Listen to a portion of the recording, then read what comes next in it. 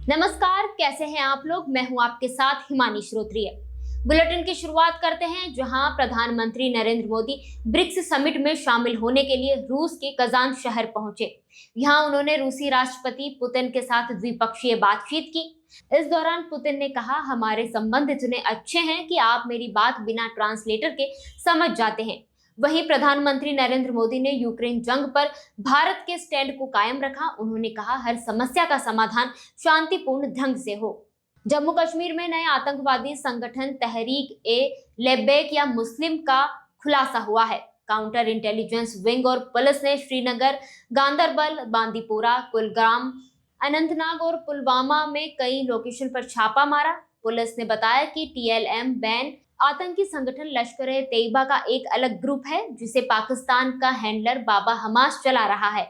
वक्फ bill पर joint parliamentary committee यानी कि जेपीसी की बैठक हुई, जिसमें तृणमूल कांग्रेस सांसद कल्याण बनर्जी और भाजपा सांसद अभिजीत गंगोपाध्याय के बीच जमकर बहस हुई। इस दौरान बनर्जी ने सामने रखी कांच की बोतल उठाई और टेबल पर दे मारी। रिपोर्ट्स के मुताबिक उन्होंने टूटी हुई बोतल जेपीसी के चेयरमैन भाजपा सांसद जगदम्बिका पाल की ओर भी फेंकी, लेकिन वे बच गए। बोतल तोड़ने से बनर्जी के अंगूठे और उंगली पर चोट आ गई है। वहीं बनर्जी के इस बर्ताव पर भाजपा सांसद निशिकांत दुबे ने उन्हें सस्पेंड करने की मांग की। 9-7 की वोटिंग के बाद उन्हें एक दिन के लिए सस्पेंड कर दिया गया। आगे बढ़ते हैं, जहां सेंट्रल रिजर्व पुलिस फोर्स यानी कि सीआरपीएफ के दिल्ली के 2 और हैदराबाद के एक स्कूल को बम से उड़ाने की धमकी मिली है। रिपोर्ट्स के मुताबिक ये धमकी तीनों स्कूलों के मैनेजमेंट को ईमेल के जरिए भेजी गई। जानकारी के बाद बॉम्ब स्क्वाड की टीम इन सभी स्कूलों पर पहुंची। स्कूलों को खाली करवा दिया गया और जांच की। हालांकि अभी तक कुछ भी संदिग्ध नहीं मिला है। मध्य प्रदेश कांग्रेस के अध्यक्ष जीतू पटवारी ने एमपी कांग्रेस की प्रदेश कार्यकारिणी घोषित करने को लेकर जानकारी दी। भोपाल में अपने आवास पर मीडिया से चर्चा में पटवारी ने कहा कि आज कार्यकारिणी का गठन हो सकता है। सूत्रों की माने तो जीतू की टीम में करीब 24 महासचिव हो सकते हैं। बता दें कि जीतू पटवारी को प्रदेश कांग्रेस अध्यक्ष बने हुए 10 महीने हो गए हैं, लेकिन अभी तक उन्होंने अपनी कार्यकारिणी का गठन नहीं किया। आज कांग्रेस पार्टी की सूची आ रही है कार्यकाल, ठीक है।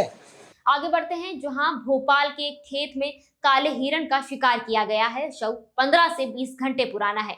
शरीर पर गोली का निशान है। बता दें कि भोपाल से करीब 40 किलोमीटर दूर बरखेड़ा सालम गांव में एक खेत में सुबह सुबह काले हिरण का शव पड़ा हुआ मिला, जिसकी सूचना पर पहुंची वन विभाग की टीम ने शव को पोस्टमार्टम के लिए भेजा। पशु चिकित्सा की उप संचालक संगीता घमीजा ने बताया कि 2-3 दिन में पीएम रिपोर्ट आ जाएगी, उसके बाद खुलासा होगा। डिपार्टमेंट की टीम एक काले हिरण को पोस्टमार्टम के लिए लेकर आई थी, जिसका कि पोस्टमार्टम कर लिया गया है। इसकी रिपोर्ट 1-2 दिन में फॉरेस्ट डिपार्टमेंट को दे दी जाएगी। भोपाल में साइबर क्राइम का नया मामला सामने आया है, जिसमें एक ऐप के जरिए शेयर मार्केट में इन्वेस्टमेंट करने के नाम पर झांसा देकर 9 लाख रुपए की ठगी की गई। मामले में शिवपुरी के अलावा गुजरात के भी कनेक्शन सामने आए हैं। पुलिस ने मामले में करीब 5 लोगों को गिरफ्तार किया है। मार्केट और इन्वेस्टमेंट करना, जिस पर कई गुना प्रॉफिट का लालच देते हैं। इन लोगों ने ऐप बना रखी है। इस ऐप के माध्यम से फर्जी रूप से व्यक्ति को अपना जो इन्वेस्टमेंट होता है उसमें कई गुना ज़्यादा बढ़ोतरी दिखती है और व्यक्ति उसी भरोसे आश्वासन में लगातार उसमें इन्वेस्टमेंट करता जाता है। और जब इसको शेयर बेचने की बात आती, इन्वेस्टमेंट को आगे बढ़ाने की, विड्रॉ करने की बात आती, तब वो नया कोई शर्त रख देते हैं। इस कारण व्यक्ति को कुछ और इन्वेस्ट करना पड़ता है। तो इस तरह फरियादी से 9 लाख रुपए की धोखाधड़ी की गई है। इसमें मध्य प्रदेश के शिवपुरी के अलावा गुजरात के भी इसमें कनेक्शन सामने है, जिसमें कई खातों में राशि ट्रांसफ़र हुई है। शिवपुरी के लोगों को 2 लोग हमने अरेस्ट किया है, 3 लोग गुजरात से गिरफ्तार किए गए हैं।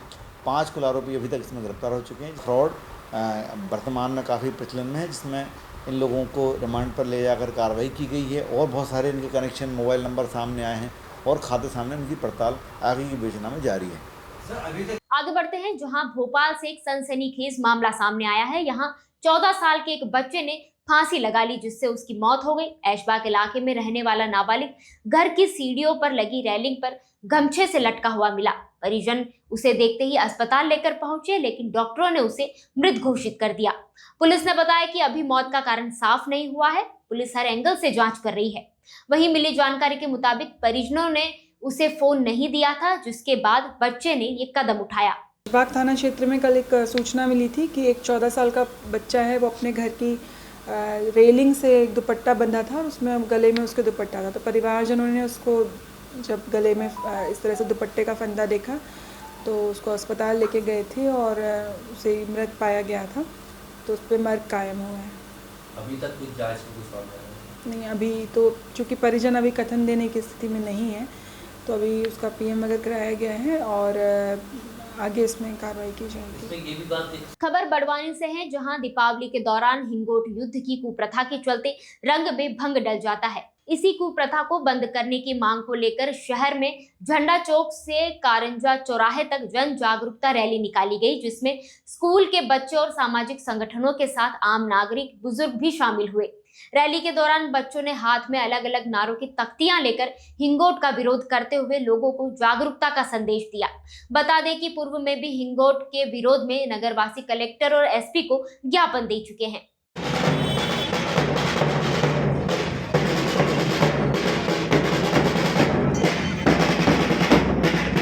त्योहार के ऊपर जो हिंगोट का चलन जो चल रहा है कुछ वर्षों से, जो बहुत घातक है बच्चों के लिए, परिवारजनों के लिए, और उसके विरोध में ही ये रैली निकाली गई है। वो जो हिंगोट काल रहता है, दीपावली का समय, तो एक तरह दशहरा के रूप में रहता है, क्योंकि बाहर निकलने में बहुत सभी नागरिक डरते हैं कि ऐसा ना हो कि हिंगोट चल जाए और हम घायल हो जाए। तो उसी का आज यहाँ सब आह्वान करें हम गायत्री परिवार की ओर से भी कि बड़वानी में जो हिंगोट चलती है, हिंगोट युद्ध होता है, उसका प्रतिबंध लगना चाहिए। एक्टिविटी कराई गई है जिसमें बताया गया है कि बच्चों को हिंगोट के द्वारा आंख में लगना और शरीर पर लगने से चोट हो जाती है, ब्लड निकल जाता है।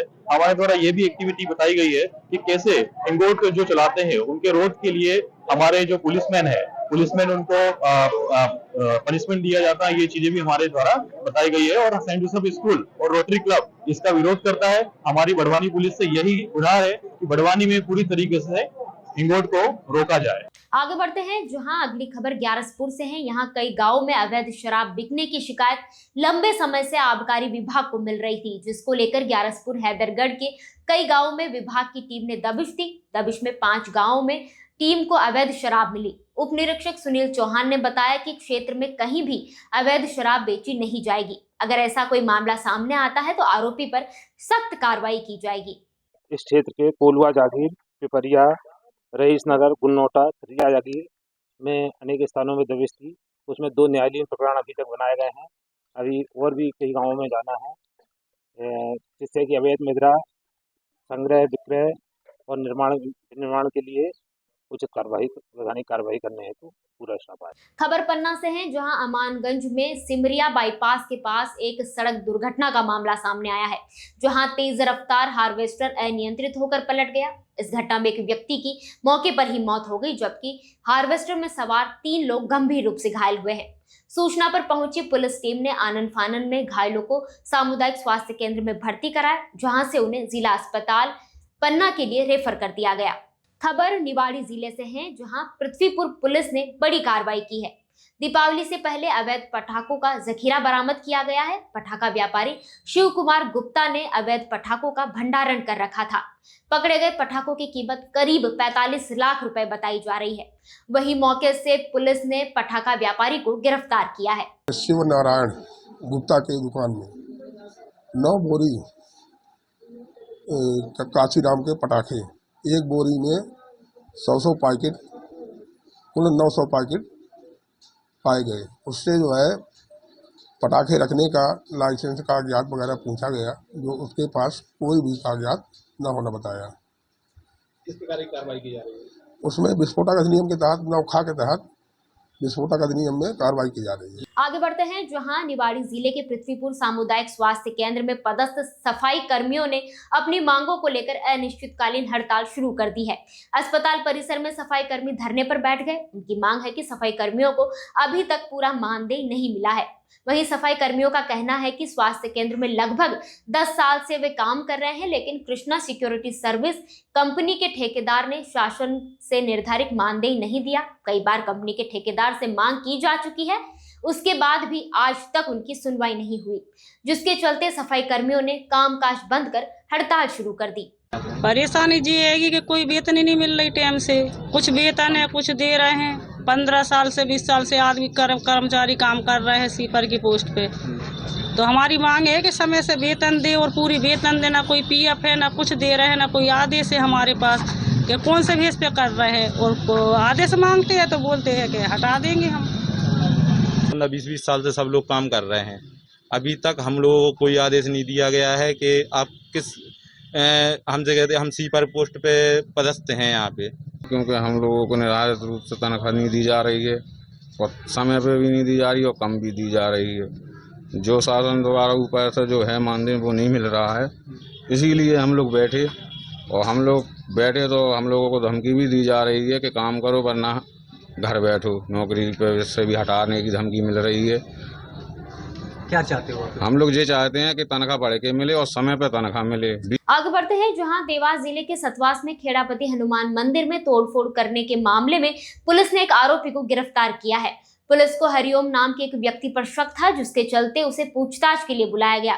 सख्ती से पूछताछ करने पर आरोपी ने अपना अपराध स्वीकार कर लिया है। पुलिस ने उसे गिरफ्तार कर न्यायालय में पेश किया है। खबर छतरपुर से है, जहां बिजावर में संचालित विमुक्त घुमंतु जैन जाति बालक छात्रावास में 7वीं के छात्र की मौत का मामला तूल पकड़ता जा रहा है। बता दें कि रामेश्वर अहिरवार की तबीयत बिगड़ने से उसे बिजावर सामुदायिक स्वास्थ्य केंद्र में भर्ती कराया गया, जहां से छात्र को जिला अस्पताल रेफर कर दिया गया। वहां भी स्वास्थ्य में सुधार नहीं होने के कारण उसे भोपाल के चिरायु अस्पताल में भर्ती कराया गया, जहां इलाज के दौरान छात्र की मौत हो गई। मामले को लेकर परिजनों ने छात्रावास अधीक्षक पर लापरवाही करने के आरोप लगाए हैं। इसको लेकर तहसील कार्यालय पहुंचकर न्याय की गुहार भी लगाई गई, जहां तहसीलदार अभिनव शर्मा ने निष्पक्ष जांच का आश्वासन देते हुए उन्हें भरोसा दिलाया है। हमारे भाई के साथ मतलब बालक आश्रम में रहता था। हम सुबह उन कॉल आया हमारे पास कि तुम्हारा भाई बीमार है, इसको घर ले जाओ, ऐसा कहा था। फिर हम वहाँ पे गए। कब से रहता था आश्रम में? आश्रम में मतलब हमने यहाँ से उसको भेजा था, 2 दिन रहा हॉस्टल आश्रम में। फिर 2 दिन के बाद उनको मतलब रात को हमने बात की, सुबह उसको फीवर आ गया बहुत तेज़। और फीवर आने के बाद वो सुबह उठा था, फिर उठने के बाद उसने उल्टी भी की, फिर लेट गया, फिर उठा नहीं। और हॉस्टल वालों ने जानकारी दी आप लोगों को, घर वालों को? पहले हमने हॉस्टल वालों नहीं, हमारे एक दोस्त थे उनने जानकारी दी थी पहले। मतलब वहाँ के कोई अधीक्षक सर लोगों ने जानकारी नहीं दी आपको? उनने हमें बाद में दी, पहले हमारे दोस्त ने हमें जानकारी दी। और फिर वहाँ पे गंदगी भी बहुत है, मच्छर हैं और वहाँ पे घास वास बहुत लगी हुई है। जहाँ बच्चे नहाते हैं, खाना खाते हैं, वहाँ भी बहुत मच्छर होते हैं। और जहाँ हॉल में बच्चे खाना खाते हैं वहाँ पे भी मच्छर आते हैं बहुत। सर मैं आपको ये बताना चाहूँगा कि सारा केस तो मेरे संज्ञान में रहा है 19 तारीख से लेकर अभी तक, किंतु अधीक्षक जब यहाँ से गए थे तो वो साथ में एम्बुलेंस के साथ नहीं आए, जिसको लेकर परिजनों के मन में ये भाव था कि वो क्यों नहीं आए, मेरे बच्चे को ऐसा क्या हो गया था। तो उस विषय में तहसीलदार साहब अभिनव शर्मा सर ने और मैंने उन्हें समझाया भी और उन्हें बताया कि समय और देश परिस्थिति होता है और स्वास्थ्य परीक्षण ऐसा नहीं हमने नहीं कराया। सारा जिला प्रशासन पूरा लगा रहा, उसमें जिला प्रशासन के द्वारा और हमारे द्वारा सारी व्यवस्थाएँ की गई, किंतु अब विधि के विधान से हम भी और आप सब परिचित हैं। और इस संबंध में अधीक्षक को लेकर उनके मन में जो रोष था तो अधीक्षक के खिलाफ कार्रवाई की गई है। आज मैंने यहाँ पर जांच भी की है। जांच में यह पाया गया है कि प्रथम दृष्टया अधीक्षक के द्वारा यह लापरवाही की गई है कि समय पर अगर उसका परीक्षण किया जाता छात्र का तो शायद हमें कहीं एक ब्रेक थ्रू मिल जाता। और दूसरा, साफ़ सफाई को लेकर बच्चों के द्वारा ये पुष्टि हुई कि छात्रावास में पदस्थ जो कर्मचारी हैं, मजदूर अमला है 8, उनके द्वारा कटाई छटाई करते तो मच्छर ना होते। इसको लेकर कार्रवाई प्रस्तावित की गई है और संभवतः जो नियम में और विधान में होगा वो खिलाफ आपके द्वारा। खबर बुधनी से है, जहां उपचुनाव को लेकर टिकट नहीं मिलने पर पूर्व विधायक राजेंद्र सिंह राजपूत ने नाराजगी जताते हुए कार्यकर्ताओं की बैठक ली, जिसमें बड़ी संख्या में कार्यकर्ता शामिल हुए। बैठक को डैमेज कंट्रोल करने पूर्व मंत्री रामपाल सिंह भोपाल से पहुंचे, लेकिन कार्यकर्ताओं ने रामपाल सिंह के सामने टिकट बदलने की मांग उठाई। वहीं पूर्व विधायक राजेंद्र सिंह राजपूत ने कहा कि पार्टी टिकट बदलता है तो मैं चुनाव लड़ूंगा, लेकिन निर्दलीय चुनाव नहीं लड़ूंगा। सभी पार्टी का कार्यकर्ता है, सभी चाहते हैं कि रज्जू भैया भारतीय जनता पार्टी से चुनाव लड़े। मैं पार्टी का समर्पित कार्यकर्ता हूँ।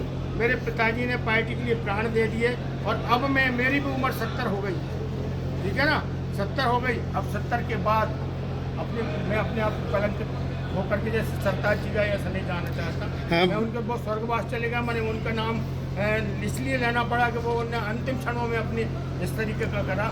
मैं हाथ जोड़ता हूँ, मेरे को यदि पार्टी चेंज करके कहेगी कि तुम लड़ जाओ तो मैं लड़ जाऊंगा, और यदि पार्टी चेंज नहीं करेगी तो मैं जैसा मेरी पार्टी मुझे आदेश करेगी मैं उसका पालन करूंगा। खबर रायपुर से है, जहां दक्षिण विधानसभा उपचुनाव के लिए 13 नवंबर को वोटिंग होगी और 23 नवंबर को रिजल्ट घोषित कर दिए जाएंगे। बता दें कि रायपुर दक्षिण उपचुनाव के लिए कांग्रेस ने आकाश शर्मा को टिकट दिया है। आकाश शर्मा वर्तमान में यूथ कांग्रेस के अध्यक्ष है। उनका मुकाबला बीजेपी के सुनील सोनी से होगा।